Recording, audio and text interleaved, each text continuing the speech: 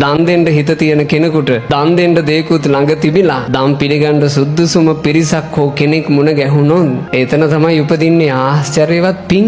පෙර ඈත අතීතයේ තිස්ස කියන බුදුරජාණන් වහන්සේ කල්ප 94කට කලින් උන්වහන්සේ කාලේ ශ්‍රාවක සංඝයා පිරිවරාගෙන පිණ්ඩපාතේ වඩිද්දි තරුණේ අමන්ට ශිල්ප කියා දෙන ආචාර්යින්ගේ ළඟට යනවා. ආචාර්යින්ට ගුරු පඬුරක් විදියට වටින රෙද්දක් අරන් අද උතුරු සළුව කියන එක අපි අඳින්නේ ඇඳුමක් ඇඳලා ඊට උඩින්නේ. ඒ කාලේ එහෙම නෙමෙයි. පුරුෂයෝ ගොඩක් වෙලාවට උඩුකය නිරුවත්ව තියන් හිටියා. උඩුකය විශේෂ ගමනකදී වහගන්නේ තනි සළුවකින්. ඒ සළුවට තමයි කිව්වේ උතුරු සළුව. ඔය උතුරු සළුව ඉතින් එක එක වටිනාකමින් යුක්තයි. එදා තමන්ගේ ආචාර්යින්ට ශිෂ්‍යයා වටින උතුරු සළුවක් අරන් යනවා. උතුරු සළුව කියලා කිදින්නේ පොඩි රෙද්දන්නේ නේ. ඒක අරන් යනවා.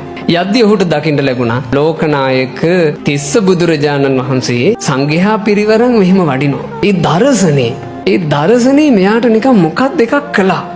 ඇත්තටම අපිට ඒක හිතා ගන්න බෑනේ පින්වතුනි. මේ බණ කියන මමවත් බණ අහන ඔයාලවත් ඒ දර්ශනේ හැබෑවට මැස් දෙකෙන් දැකලා නැන්නේ. දෙතිස් මහා පුරුෂ ලක්ෂණයන්ගෙන් ලස්සන උතුම් සම්මා සම්බුදුරජාණන් වහන්සේ ශ්‍රාවක සංඝයා පිරිවරන් වඩිද්දී කොච්චර ලස්සනද කියලා අපිට දැක ගන්න පින් නැතුව ගියා. ඒ දර්ශනේ අර තරුණයාට දකින්න ලැබුණා. හිත පැහැදුනා.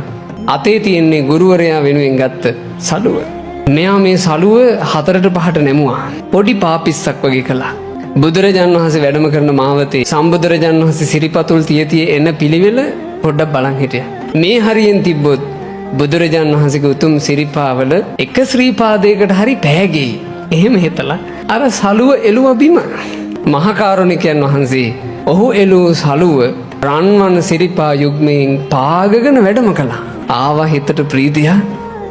මං පිදු මගේ සළුව ඒ සම්මා සම්බුදුරජාණන් වහන්සේගේ රන්වන් සිරිපතුල ස්පර්ශ කළා. සතුටක් උපන්නා. ඒ සන්තෝෂෙන් එදා බුදුරජාණන් වහන්සේට සාදුකාර දීලා වැඳලු. ඔය සිද්ධිය වෙන්න පිංගුතුනේ කොච්චර පොඩි කාලයක්ද යන්න ඇත්තේ. දැක්ක භාග්‍යතුන් වහන්සේ පූජා කරන්න අතේ තිබ්බ දේ ගත්තා. පූජා කළා. ඉවරයි. ඒ විනාඩි කිහිපේ වේගෙන් ගත වුණා. හැබැයි ඒ ගත වෙච්ච විනාඩි කිහිපය දීර්ඝ සංසාර ගමනකට පිළිසරණ හැදුවා. උන්වහන්සේ පස්සේ කාලෙක ගෞතම සම්මා සම්බුද්ධ ශාසනයේ අරහත්ත්වයට පත් වෙනවා. ඒ අරහත් නාමය ටිකක් අපිට නුහුරුයි. අක්ඛන්ත සංඥක රහතන් වහන්සේ. එහෙම තමයි කියලා තියෙන්නේ.